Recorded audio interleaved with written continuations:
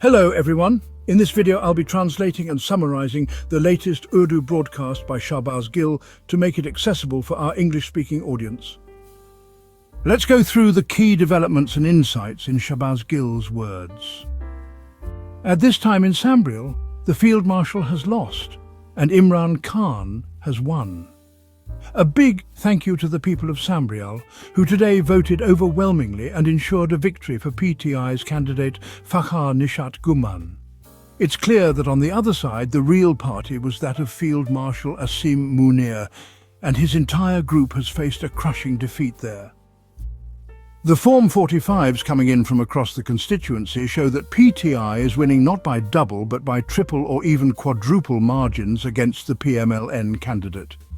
We'll present those Form 45s to you, but nowadays in Punjab there are just two magical things at play. One is the magical hug being given by our sister Mariam Nawaz, and the other is the magic wand.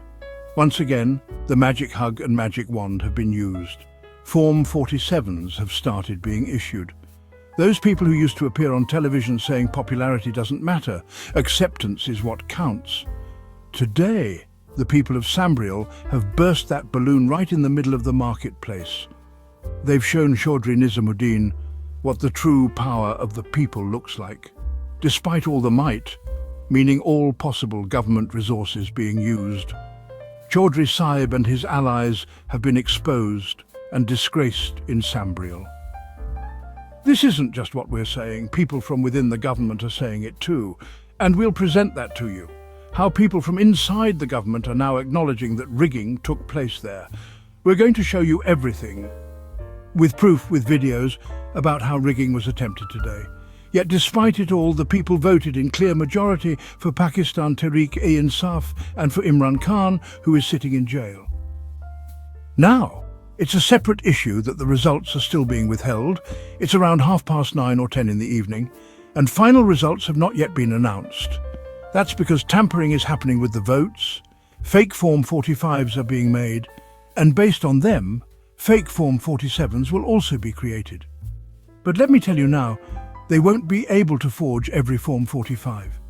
Eventually, when they do release results, they'll have to issue the same kind of absurd, yes, I am carefully choosing the word absurd, Form 47 that they released for Nawaz Sharif on February 8th. That kind of Form 47 doesn't match from the top or the bottom, no math adds up. It's just pushed out anyway. The one it's made for gets discredited, and the one it's made against is also left speechless. It's like issuing a death certificate for your father with such a ridiculous cause of death that you can't even show it to anyone. You get what I'm saying.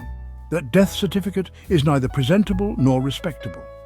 So, something similar was done to Nawaz Sharif by Chaudhry Sahib on February 8th.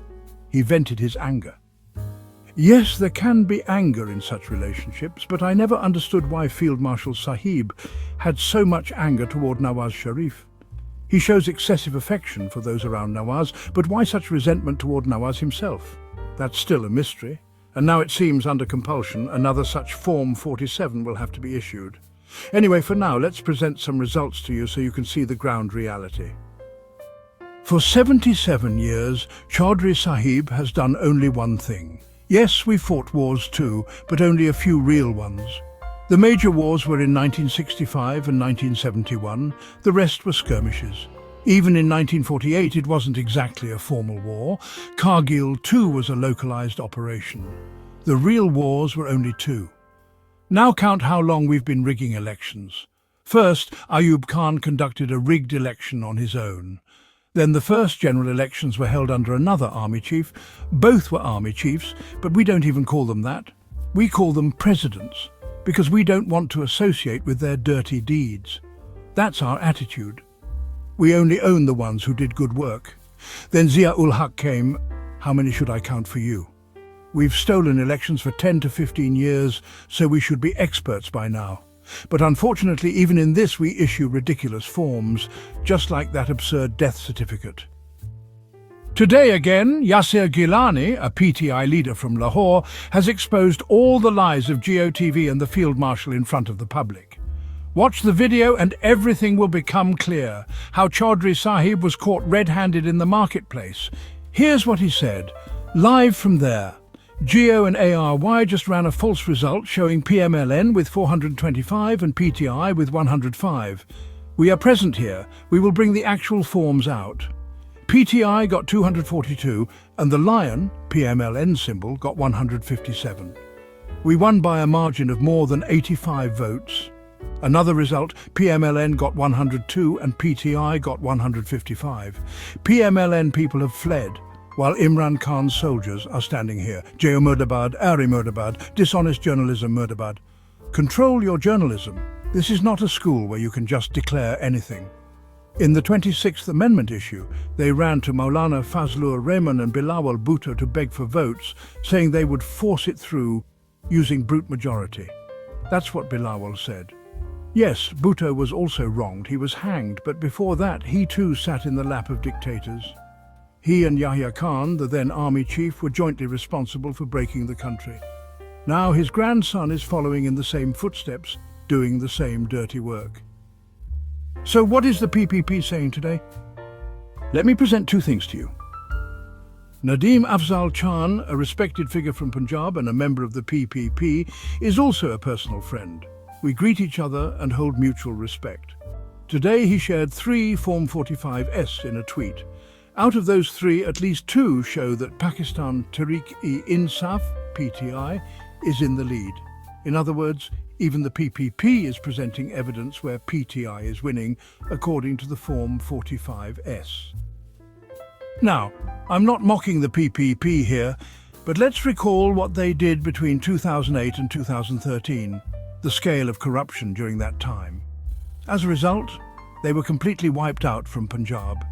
Their role today is like the comic relief characters in Punjabi films who only say, "Aho, nahi aho," or like the bystander at the butcher shop who tells the butcher, "Give him this piece or that one," without any real influence. Still, they are part of the government, releasing Form 47S, and even they are verbally admitting that PTI is winning. Not just them. Raja Rental, yes, Raja Pervez Ashraf, is also now coming out and admitting that rigging has taken place. He's telling PMLN, "We're part of your ruling alliance and it's just 1 seat. Why such blatant rigging? Accept the result given by the people. What's the need for this level of manipulation?" So that's the situation. The original Form 45S clearly show a PTI win.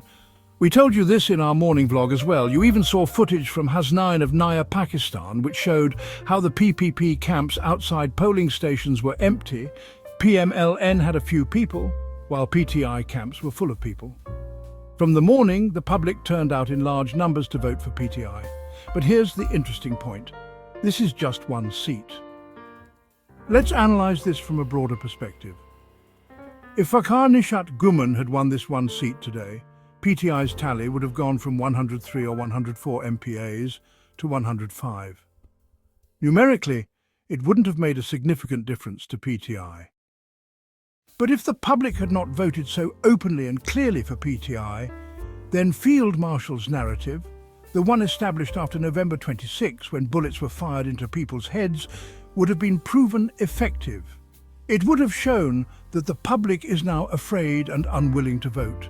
But no, on February 8, the public had already demonstrated loyalty to their leader, just as their leader sits in jail remaining loyal to them. On that day, and again today, the public voted openly and decisively. They've proven that despite everything that's happened, their loyalty remains. You've seen it all yourself, how government machinery was used, how Mariam Nawaz was holding meetings across Punjab, especially focused on the Sialkot election, how money was being spent. We had shown you earlier that Hina Warich, the PMLN candidate, ran her campaign using pictures of Field Marshal Asim Munir on her banners and posters. She portrayed herself as his candidate. In rural areas, people often vote this way. They give votes to the candidate they think will win, reasoning that voting for a loser is a waste, and the winner will get their work done. This is how voting typically works in villages after biradari, clan, politics. The next major influence is the probability of winning. Just like in horse racing or the stock market, people bet on the likely winner. But now, people have aligned with Imran Khan's courage and loyalty.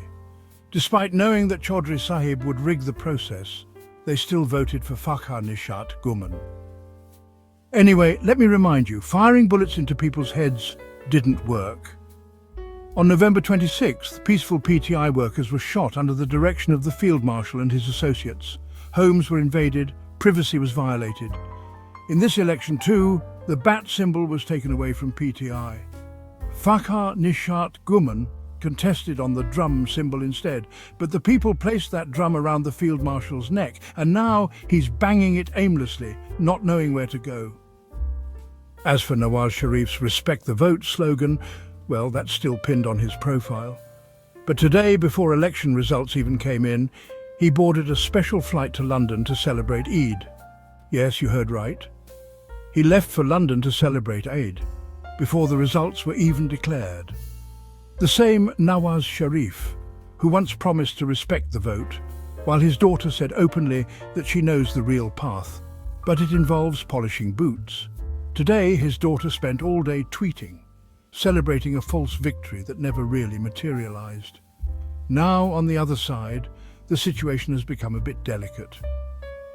The DGISPR needs your help. Things are tense inside ISPR right now. You know that these days we name every operation in Arabic. The election stealing operation has already started.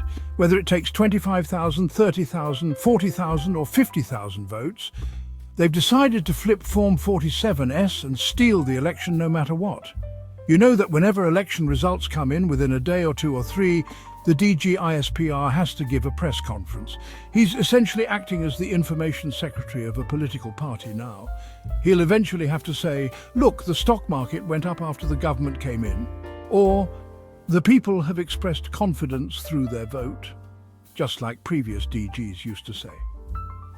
But right now, the most pressing task for him is to name this operation in Arabic. It hasn't been finalized yet. You've seen names like Bunyan al-Masus and Fitnat al-Hindustan. All our recent operations have Arabic names.